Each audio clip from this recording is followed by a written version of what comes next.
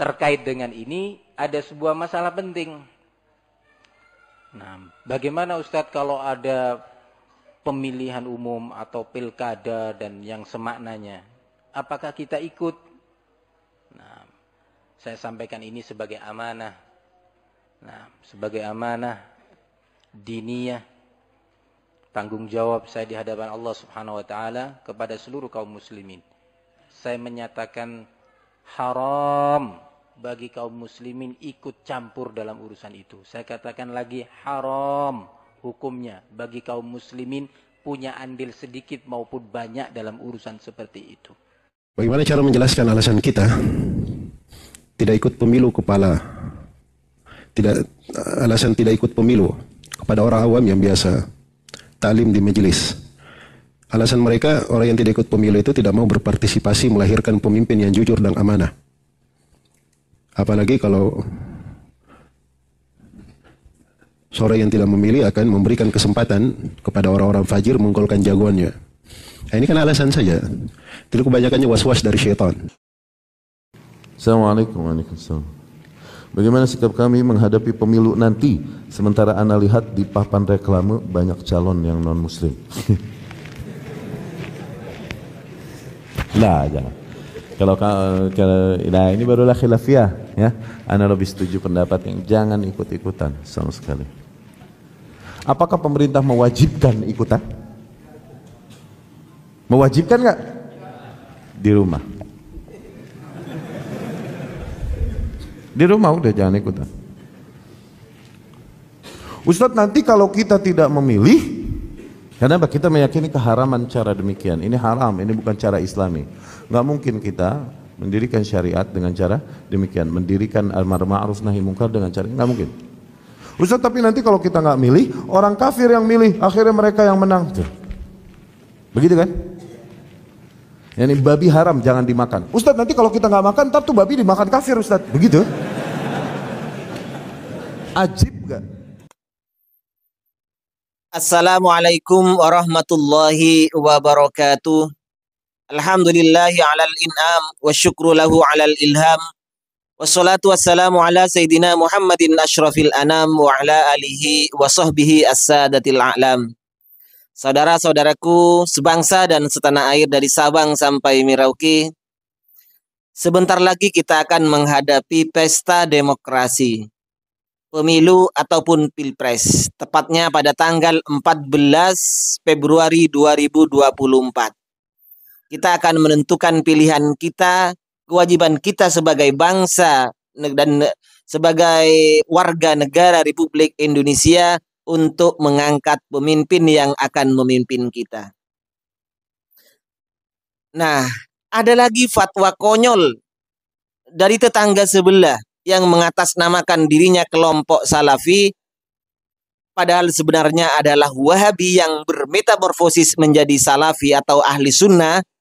Fatwanya sangat konyol dari ustadz-ustadz mereka, yaitu apa? Fatwa mengharamkan al-intikhabat al-ammah, mengharamkan namanya intikhabat, pemilihan umum.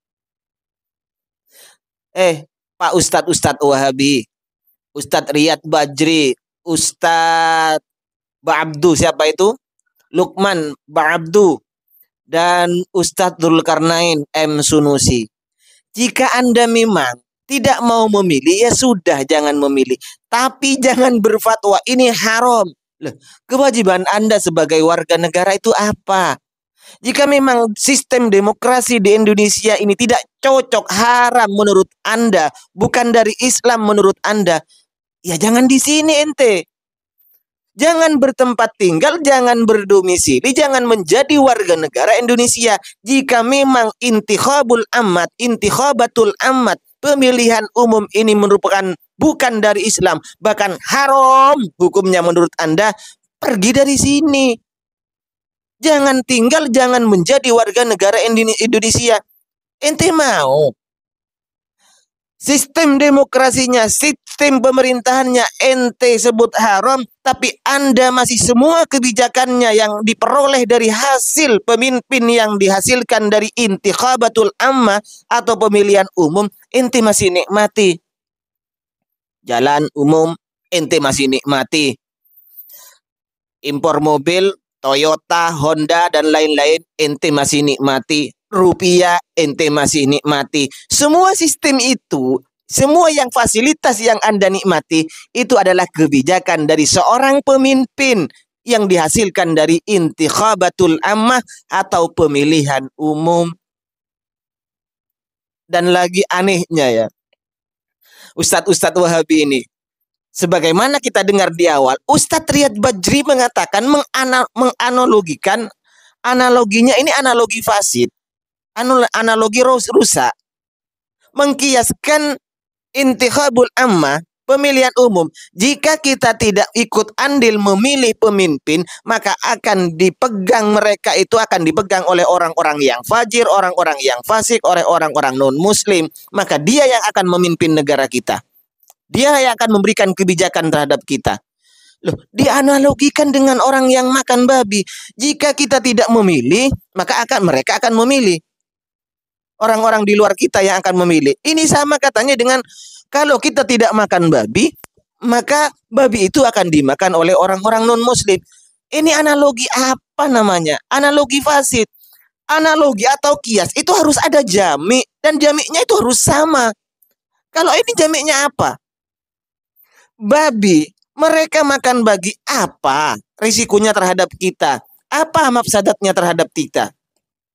Tetapi kalau yang namanya intikhabatul amat, pemilihan umum, memilih pemimpin ini, jika kita seluruh umat Islam di Indonesia ini ikut fatwa orang-orang Wahabi ini, Ustadz-Ustadz Wahabi, haram yang namanya pemilihan umum ini, memilih pilpres ataupun memilih calon legislatif ini adalah haram, semua orang Islam tidak memilih, maka non-muslim yang akan memilih kita. Seluruh kebijakannya akan dipimpin oleh orang non-muslim. Mafsadatnya banyak, nantinya akan terjadi mafsadat terhadap orang Islam, baik dalam segi kebijakan ininya dan ininya, baik secara syariah dalam masalah dunianya atau dalam masalah dinnya. Ini akan banyak terjadi mafsadat terhadap kita.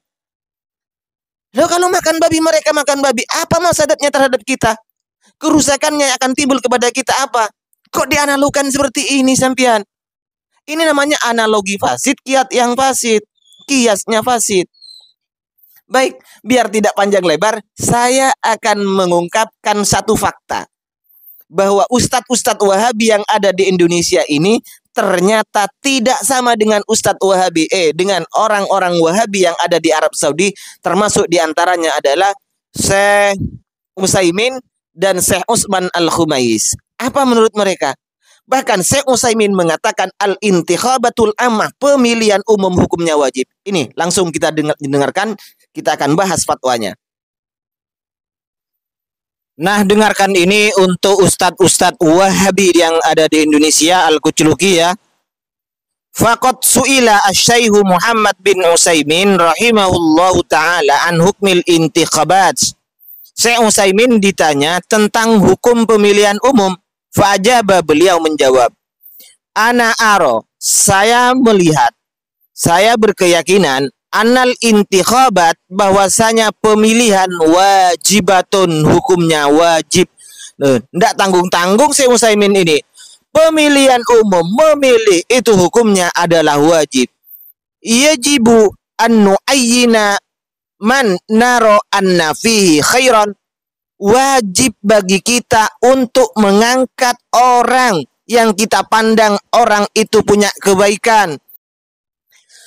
Li'annahu idza taqa'asa ahlul khair, ketika ahlul khair, orang-orang yang punya kebaikan itu, yang mempunyai sifat baik itu sudah mengentengkan, tidak ikut andil sudah karena fatwa haram dari ulama-ulama Wahabi, man yahullu mahallahu, lalu siapa yang akan menempati di tempatnya nanti yang akan menjadi pemimpin?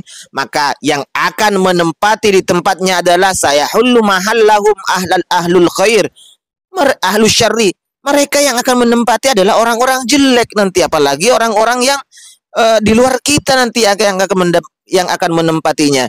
Jadi maka wajib bagi kita untuk memilih orang yang kita pandang itu adalah orang baik. Begitu ya Pak Ustadz Wahabi ini. Nah, demikian untuk teman-teman Salafi Wahabi, ustadz-ustadz Salafi Wahabi, jika memang pemilihan umum ini menurut Anda adalah sistem yang haram, pergi. Jangan tinggal di Indonesia. Terus yang menurut Anda, yang sesuai dengan syariat itu sistem yang bagaimana? Sistem seperti Arab Saudi, itu muluk.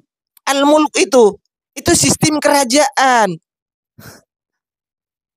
Itu yang disyariatkan dari Rasulullah, itu yang diajarkan oleh Rasulullah. Silakan cek, apakah pemerintahan Rasulullah itu berbentuk kerajaan? Coba gunakan otaknya. Kalau memang Anda ingin mengharamkan yang namanya sistem pemerintahan yang ada di Indonesia, cara pemilihan membentuk pemimpin di Indonesia, ya kalau memang tidak mau Anda, jangan lama-lama tinggal di sini. Pergi saja di negara ke negara yang Anda sukai. Itu ya, sekedar saran dari saya untuk ustadz-ustadz Wahabi ini dan seluruh pendukungnya sekalian. Mangkel saya ini. Pemilihan sudah hampir, pesta demokrasi sudah hampir, kok ada-adanya fatwa seperti ini. Sekian, mohon maaf sebelumnya. Assalamualaikum warahmatullahi wabarakatuh.